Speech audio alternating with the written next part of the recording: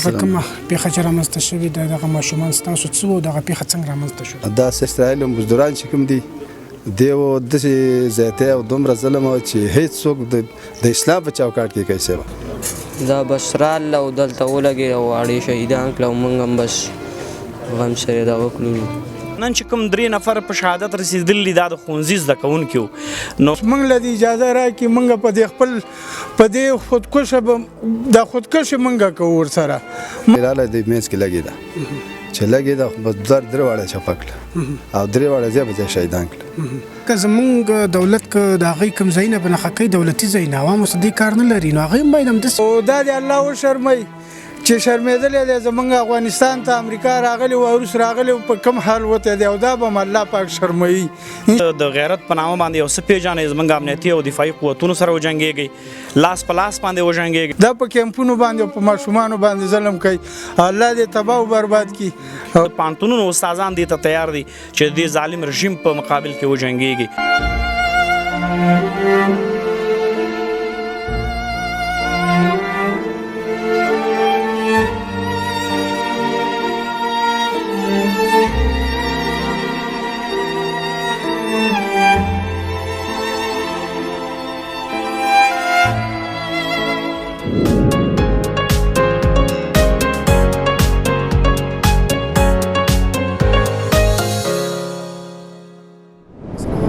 ودان ټي وي درنو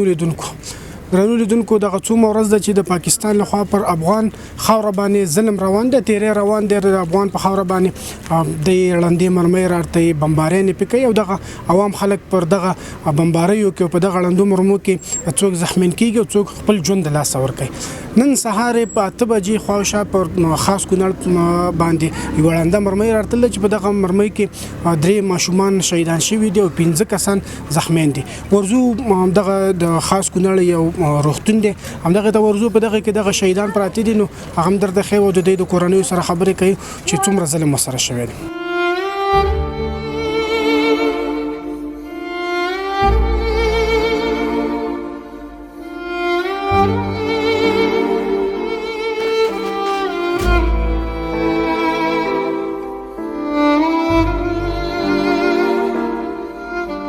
حاجي صاحب ستړی مشه او دغه کومه پیښه چې رامنځته شوې ده دغه ماشومان ستاسو څه وو دغه پیښه څنګه رامنځته شوه؟ دا صاحب زما لمسی و او دا دواړه د نور هم لمسی کېږي هم زما په ګاونډ کې او دوی سهار راته 9 بجې دی راوتله او دغلته خپل کور مخې ته ناست او د کور مخې ته د لوبې مسارې کولې او مرمۍ راله د منځ کې لګېده چې لګېده خو بس 3 واړه چپه کړه او 3 واړه ځای په ځای شهیدان کړه او دغه دیوال هم دغه کلی کورونه کې باید خراب شوي دي خو زه الله خیر کړی دی زنانه او نور ماشومان د الله خیر کو او دغه 3 شهیدان مونږه ورکړه په یو ځای کې په یو مقام باندې. دلته خو بیګم ړندې مرمۍ راغلي اوس یې د اسرائیل مزدوران چې کوم دي دیو مرمۍ راویشتلې او هغې کې خو الله خیر کو او ډېر زیات مشکل یعنی د کیمپ ټول زنانه ماشومان ټول له کیمپ نه راووته او څه بارازۍ څه په تنره څه په څوکۍ دا کیمپ یې خالي کړه او لاړله سار بېرته راله نو سار بیا دا واقع پیدا شوه خو د اسرائیل مزدوران چې کوم دي دیو داسې زیاتی او دومره ظلم و چې هیڅ څوک د اسلام په چوکاټ کې کیسه وه د اسلام په چوکاټ کې دا ظلم او زیاتی د اسرائیلو شروع کړی دی او په نوم مسلمان دي د اسلام دعوه کوي خو هیڅ د اسلام نه خبرې نشته صاحب بېګناه انسانان بېګناه صاحب بېګناه بالکل بېګناه او خوښه کړې ده چې دا دلته دې ځای باندې هېڅ څوک پرې نه دي یو مؤمن مسلمان پرې نه دي مجاهد پرې نه دي او بیا خاص کر یعنې دې کارګر د یعنې عوام دي عوام یې صحیح کړي دي عوام کورونه یعنې د چا کور نه ګوري جماعت نه ګوري مدرسه چې یعنې هېڅ د یو دغه لحاظ نه کوي صاحب. له اسلامي امارت نه څه غوښتنه ده او له نور نړیوال نو مخ اول اسلامي امارت دا زموږ دا غوښتنه ده چې د ورورولۍ په چوکاټ کې د اسلام په چوکاټ کې دا موضوع دی او دغه کې دا موضوع د خیر دغه ته وباسي او که چېرته د خیر موږ کوشش کوو چې الله د خیر فیصله په دې کې دغه کې او که نه یې موږ د اسلامي امارت سره موږ ملاتړي دي لوی او واړه یعنې خدای موږ ته صرف امر وکړي هغه کار موږ هغې ته بس موجود ان شاء الله تابعداري که راته وایي چې په دې سر وراړي د فوراً داسې ځوانان شته چې په سر وراوړي او دوی سره لاس په لاس جنګېږو انشاءالله. دا جهاد دی او دا اسلامي موږ باندې فرض دی صاحبه. د ظالمانو سره د اسرائیلو مزدورانو سره دا بالکل صحیح یعنې تړلی جهاد دی صاحب. په نورو نړیوالو څه غږ دی چې ځانونه هغې لیکلي دي بیخي څه نو نړیوالو ته موږ دا دغه کوو چې تاسو زموږ منځ کې یو د خیر او فیصله دغه کوي کښېنئ مشران کښېنئ دا د افغانستان اور په هره طریقه چې مړ کوي او ختم یې کوي او یعنې کوشش وکړي دا که روس دی که ایران دی که سعودي دی که کویت دی که اسلامي ممالک عربي ممالک خاص کر چې دوی زموږ په دغه کې د الله د رضا دپاره وګرځي او دا مسله خیر ته لاړه شي. بالکل الله دې تاسو له صبر درکړي چې الله دې دا نور د مشکلات حل کړي. الله امین. السلام علیکم. دغه کومه پیښه چې رامنځته شوې ده څه وخت او څنګه رامنځته شوه؟ دا د سهار ټیم ورور او مرمۍ راغله مرمۍ چې راغله ولګېدله ماشومانو لوبې کولې دا د دیوال سر ولګېد دیوال سر چې ولګېد نو د ماشومان دغلته شاوخوا لوبې کولې نو د ماشومان یې وویل شاوخوا یې موږ هم داسې نور هم ډېر ماشومان او ډېر خلک و ډېر دغه خو بدبختانه چې مقصد هغه یو 3 نفر دا یې وویل او دا شهیدان شول او یو څو نفر زخمیان شو نو قسمت خبره ده نو الله نه به مونږ خیر غواړو. دغه ځوانان چې کوم ماشومان چې شهیدان شوي دي دغه سره تم دغه ځای کې وو څنګه دغه مرمۍ رامنځته شوله څه قصه وه دغه؟ دا بس راله او دلته ولګېد او اړې شهیدان کړه او موږ هم بس غم سره دغه کړلو. ستا ملګري وو پکې؟ هو ملګري وو بس ټول واړه ورونه وو. ستا پکې ورور وو؟ ما ورور دی. هغه هم پکې شهید شو؟ هغه هم شهید شو. ستا نه مشر پکې شو؟ ما نه کشر. ستا کشر ورور هغه شهید و؟ بې ګناه بې خطا. بس نور تاسو څوک پکې زخمیان شوي دي که نه همدغه یو ورور شهید شو؟ ګاونډ کې هم خلک زخمیان شوي دي او دغه یو ورور هم شهید شوی دی او دا نور هم لکه د ورورونو غونډه کې ګاونډیان هم دي هغه هم دواړه شهیدان شوي دي. نو مونږ نړیوالو باندې دا غږ کوو نړیوالو باندې دا خواست کوو پوه شي نړیوالو نه چې په دې باندې غږ وکړي او دا خو مونږ د اسرائیلو غونډه کې کار شروع کړی دی له مونږ سره دا خو عوام دي مسلمانان دي شکر دی کافر نه دي بل شی نه دي چې دولت باید د دولت سره وجنګېږي عوام سره باید ونه جنګېږي عوام باید ظلم ونه شي که دولت د دولت سره جنګېږي باید دولت نه خپل مقام خپل دغه باید واخلي هغې سره باید عوامو نه زور ونه شي دا خو عوام دي غریبانان دي څوک ډوډۍ لري څوک نفقه لري څوک یې نه لري دا په عوامو باندې ګولۍ ګزاري دا نن 3 څلورمه ورځ ده همداسې دوامداره مثال دا زخمیان او مونږ د لاسه ورکوو نو داسې خو نه کېږي باید څومره ژوند سخت شوی دی درې څلور ورځو کې روژې میاشت ده روژې میاشت ده بهترینه میاشت ده الله دې هر سړي له شهادت پکې ورکړي او الله دې هر سړي له شهادت نصیب کړي نو دا نن څلورمه ورځ ده داسې تقریبا 11-15 خو دغه شانې زخمیان رسېدلي دي دا یو 3 شاوخوا همداسې دا شهیدان وشول نو داسې کوشش کوي چې مقصد دا پروژه او دغه مخې ته نور هم لاړ شي خو په دې نړیوالو باندې موږ دا غږ کوو دا خواست کوو نړیوالو نه چې مقصد په دې مابین کې کېني او په دې کې خبرې وشي باید سوله او سوله ییزو پیا کې باید خبرې وشي او هر سوله کې حل شي. ډېره مننه الله دې تاسو دواړو له صبر درکړي. حاجي صاحب ته ستړی مه شي ته هم د دې ځای اوسېدونکی یو دغه څنګه دغه څو ورځې دا ظلم شروع دی وحشت شروع دی زموږ سره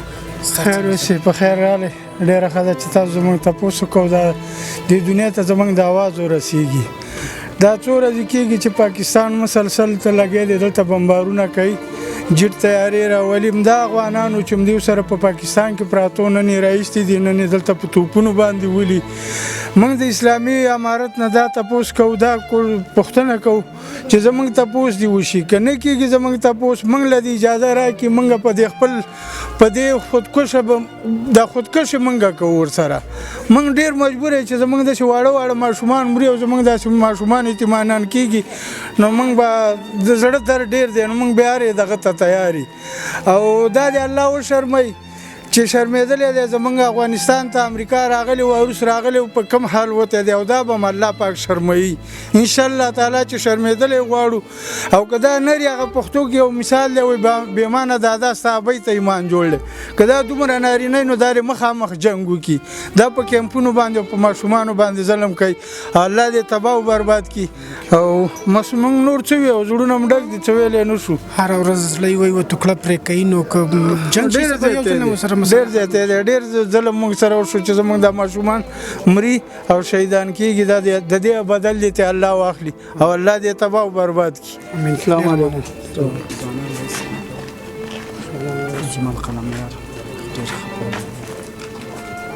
وروره ته راته ځان راوپېژنه او دغه پیښه چې رامنځته شوې ده په دغه څومره خفه وه ځکه تاسو دلته د ځوانانو رئیس یې.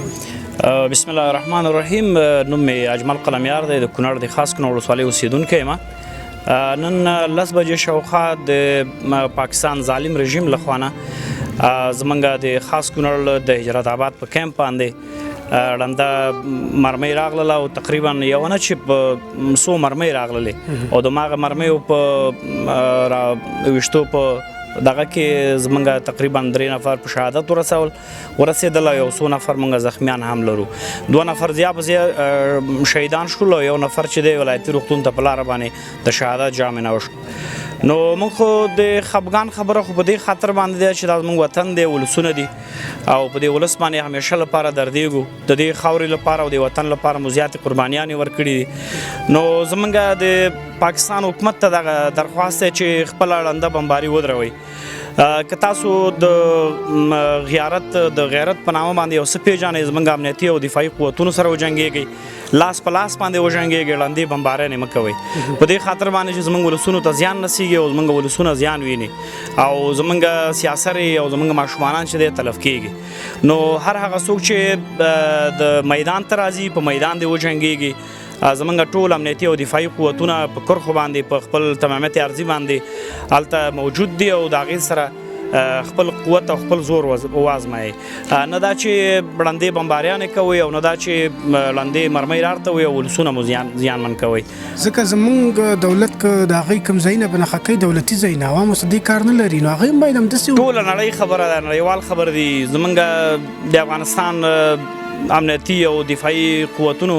چې هلته کوم ځایونه په نښه کړي دي هغه ټول چې دی نظامي مرکزونه دي، هغه یې له بینه ورته وړي دي او هغې ته یې صدمه رسولې ده. تر اوسه پورې د پاکستان یو عوام چې دی هلته نه دی طلب شوی او نه یې طلب لیدلی دی او دا ظالمانان چې کوم دي ټول زمونږ ملکي او کلي ولي او زمونږ خلکو کونډو رونډو یتیمانو ته بې سرپناه خلکو ته زلزله ځپلو ته هغې ته صدمه رسوي او هغې ته زیان رسوي. مهرباني. څومره ورځ ده چې دغه بمباریانې شروع دي، دغه ړندې مرمۍ راځي، په عوامو کې څومره ویره خپره شوې ده؟ دا داسې عوام د محترمه چې عوام د ویرې احساس نه کوي، دا د انقلابونو خل دي